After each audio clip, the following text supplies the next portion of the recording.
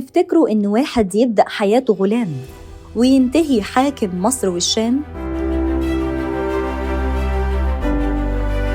ده مش فيلم، دي قصة محمد ابن طغ الإخشيد.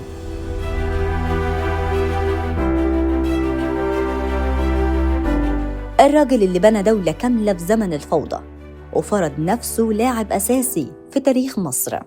محمد ابن طغ كان من أصل تركي، وجده جف ابن يلتكين واحد من الضباط الأتراك اللي اعتمد عليهم الخليفة المعتصم لما الخلافة فقدت ثقتها في العرب والفرس. أبوه طغ ابن جف كان قائد عسكري خطير، حارب البيزنطيين ووصل بجيوشه لحد طرابزون، بس السياسة كانت أقسى من السيف واتسجن ومات في بغداد. وهنا بتبدأ الرحلة الصعبة لابنه محمد. بعد ما خرج من السجن، محمد بن طغ ما كانش أمير ولا قائد، كان بيشتغل في الصيد وتربية الصقور، لدرجة إن الناس سمته بازيار ابن بسطام. بس اللي يعرف التاريخ يعرف إن الصياد الشاطر يعرف يصبر، ومحمد كان بيصبر وبيتعلم وبيستنى الفرصة. شارك في صد الهجمات الفاطمية على مصر، وحارب بشجاعة في الإسكندرية، وحافظ على قوافل الحجاج. وهنا اسمه بدأ يلمع في بغداد، والخليفة بدأ يشوف فيه الرجل المناسب للمرحلة.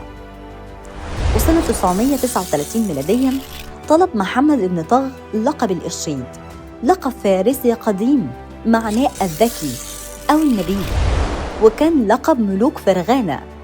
الخليفة وافق، ومن اللحظة دي اسمه بقى محمد بن طغ الإخشيد.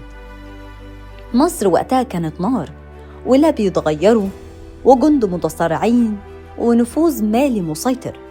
الإخشيد لعبها السياسة، قرب من القادة واشترى الولاءات، واستغل ضعف الخلافة. وفي سنة 935 صدر قرار محمد بن طغ والياً على مصر والشام. الدخول ما كانش سهل، هجوم بري وبحري، معارك عند الفسطاط، وانتصار حاسم. وفي 23 رمضان سنة 323 هجرية دخل الإخشيد الفسطاط، ومن هنا بدأت الدولة الإخشيدية. قضى على المتمردين وأمن مصر، ووقف قدام الفاطميين. وفي الكواليس كان فيه غلام ذكي اسمه أبو المسك كافور، اللي هيلعب دور تاريخي بعد كده. أخطر خصومه كان محمد بن رائد، حرب وصلح وخيانة. وفي الآخر الإخشيد بيفرض سيطرته على الشام. الإخشيد توفى سنة 946 هجرياً في دمشق، وساب الحكم لابنه الصغير أنجور، ووصى عليه أبو المسك كافور. ومن هنا بتبدأ حكاية كافور، وحكاية دولة حكمت مصر بعقل قبل السيف. محمد بن طغ الإخشيد غلام بقى مؤسس دولة، وحاكم عارف إمتى يقاتل وإمتى يفاوض.